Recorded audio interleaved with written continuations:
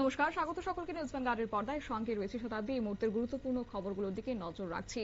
সরকারি দপ্তর মানে হচ্ছে জনগণের সেবা, আর সেই সেবাকে নিশ্চিত করতে সরকার সময়সীমা বেঁধে দিয়েছেন সকাল 9:30 থেকে সন্ধ্যা 6টা পর্যন্ত।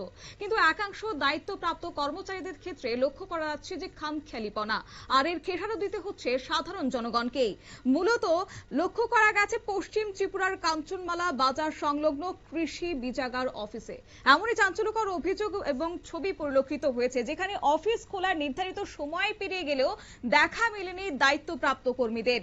সোমবার সকালবেলা প্রায় 11:15 বেজে গেছে, অথচ কাঞ্চনমালা বাজার সংলগ্ন কৃষি বীজাগার অফিসে নেই কোন রকমের কর্মচারীদের উপস্থিতি। অফিসের সামনে দীর্ঘক্ষণ ধরে অপেক্ষা করছিলেন এলাকার একাধিক কৃষক।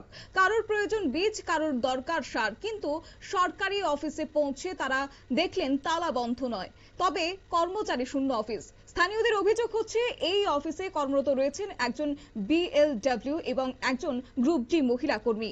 নির্ধারিত সময়ের অনেক পরেও দেখা যায়নি তাদের কাউকেই। অবশেষে বেলা গড়িয়ে যাওয়ার পর বাইক নিয়ে অফিসে পৌঁছন বিএলডব্লিউ। সাংবাদিকদের প্রশ্নের মুখে তিনি দাবি করেছেন তিনি নাকি ফিল্ডে ভিজিটে ছিলেন। তবে স্থানীয়দের একাংশের বক্তব্য হচ্ছে এলাকায় খুব একটা কৃষি জমি পরিদর্শনে তাকে দেখা যায় না, যার ফলে ওনার বক্তব্য নিয়েও কিন্তু প্রশ্ন তুলেছেন এলাকারই জনগণ। তবে কি উঠে আসছে সেই এলাকার জনগণের পক্ষ থেকে বক্তব্য, এবং সেখানে সরকারি কর্মচারীরাই বা কি বলছেন, শুনুন। বলতে সারের অফিসে তো এখনো খুঁজছে না, এটা এখন খুঁজছে না। তো অফিস খোলার টাইম কয়টা জানেন? কটা তো আগে 10টা নতুন গেছে 9:30। তো এখন কয়টা বাজে? 11:15। এখনো তো খুঁজছে না। আপনারা কি সার নিতে নাইছেন এখানে? সার দাম নেই, কতজন অপেক্ষা করতেছেন ওর লেগে? মানে এটা কোন জায়গাতে অফিসটা? এটা এলাকা কাঞ্চনমালা। দাদা, আপনার অফিস খোলার টাইম কয়টা? আমি তো ফিল্ডে আসলাম, অফিস খোলার টাইম তো 9:30। তো এখানে তো আরেকজন আছে, তো তাই না আউনো কথা আমি আইলো না। এখানে তো মানুষ অনেকক্ষণ ধরে অপেক্ষা করতেছে। ঠিক আছে, আমি ফিল্ডে গেছিলাম, এর থেকে আইছি। একদিকে এলাকার কৃষকরা যারা সেই অফিসে ছিলেন কিংবা দরকারে পৌঁছেছেন, সেক্ষেত্রে তারা পরিষেবা পাচ্ছেন না সময় মতো। তারা সাংবাদিকদের সামনে ক্ষোভ উগরে দিয়েছেন দায়িত্বপ্রাপ্ত কর্মচারীদের ভূমিকা নিয়ে।